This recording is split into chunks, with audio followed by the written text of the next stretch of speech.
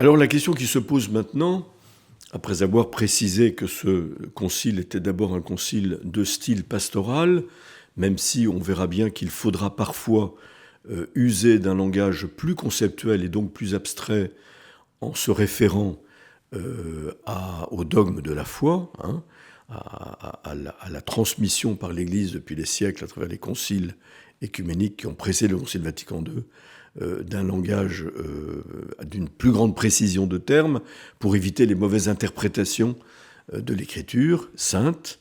La question qui se pose, c'est justement de savoir quelle est la radicale nouveauté de Vatican II par rapport à tous les conciles qui l'ont précédé. Parce qu'en effet, nous l'avons déjà dit, tous les conciles qui ont précédé sont des conciles plutôt dogmatiques et doctrinaux, où on affirme de manière précise les vérités à croire, évidemment enracinées dans la révélation et dans l'expérience spirituelle du peuple de Dieu, en particulier des saints, comme nous l'avons dit, et aussi de combattre les erreurs doctrinales, les hérésies, comme l'on dit. Saint Jean XXIII a donc dit, nous le répétons, que ce travail a été suffisamment fait. Aujourd'hui, étant donné que les hommes de notre temps se sont éloignés de l'Église, que nous assistons à une sorte de relativisme aussi, non seulement moral, mais aussi de la connaissance, en particulier de la vérité, où toutes les vérités se valent, il faut trouver un langage plus pastoral pour rejoindre les hommes d'aujourd'hui. Très bien. Donc ça veut dire qu'il y a une radicalité, il n'y a pas une rupture, mais il y a une nouveauté radicale dans le propos et l'intention du Concile Vatican II.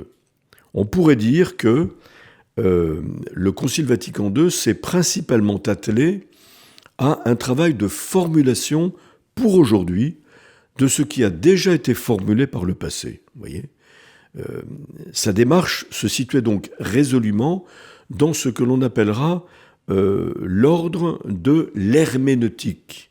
Le mot herméneutique veut dire, au fond, l'interprétation ou la recherche du sens, plus que dans celui du développement dogmatique. Et c'est en cela que le Concile Vatican II trouve sa spécificité.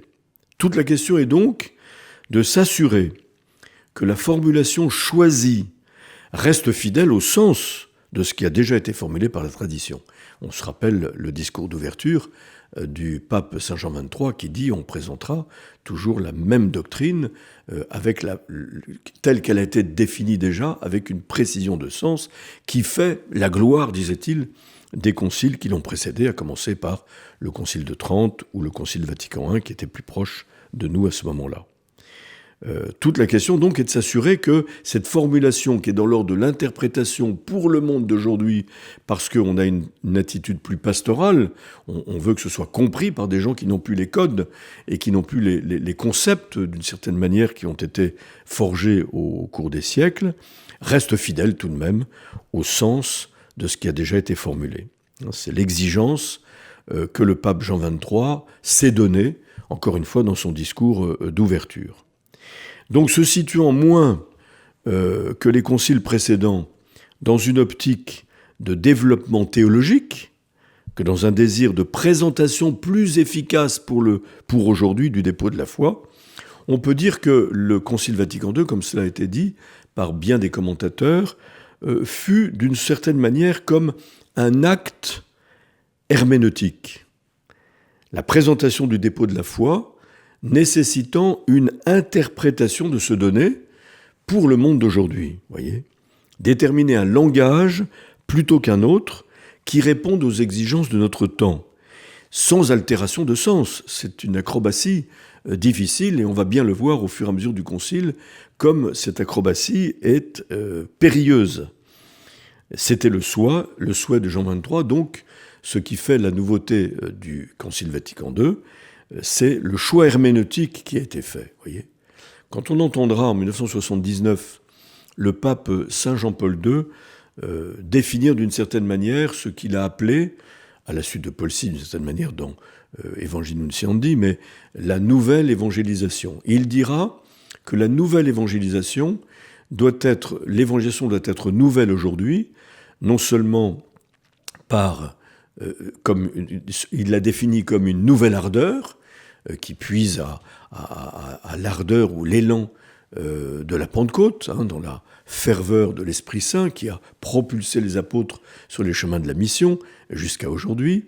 Donc une nouvelle ardeur dont nous avons besoin, aujourd'hui particulièrement, alors que nous ne sommes plus en temps de chrétienté, nous ne sommes plus portés par un environnement, une culture, une structure sociale qui est profondément imprégnée de valeurs chrétiennes, une nouvelle ardeur. Il dit de nouveaux moyens, peut-être de nouvelles méthodes, qui peut-être ont été d'ailleurs éprouvées, expérimentées à d'autres moments de l'histoire, comme l'évangélisation explicite, la prédication populaire, le porte-à-porte, que sais-je encore, la prédication de rue, qui fleurit aujourd'hui davantage peut-être. Et il dit, elle sera nouvelle aussi, l'évangélisation, non seulement par son ardeur et ses moyens, mais aussi par son langage. Il appelle donc un nouveau langage. Et encore une fois, le langage pastoral, c'est un langage qui est plus proche de l'Écriture sainte par laquelle la révélation nous est parvenue. Et c'est un langage qui est plus affectif, qui est davantage le langage du cœur, et on pourrait dire que c'est le langage de l'amour. Alors il faut trouver ce langage. Et ça, c'est un acte d'interprétation, c'est un acte donc herméneutique, et c'est pourquoi on parle encore une fois du Concile Vatican II comme d'un concile plus herméneutique.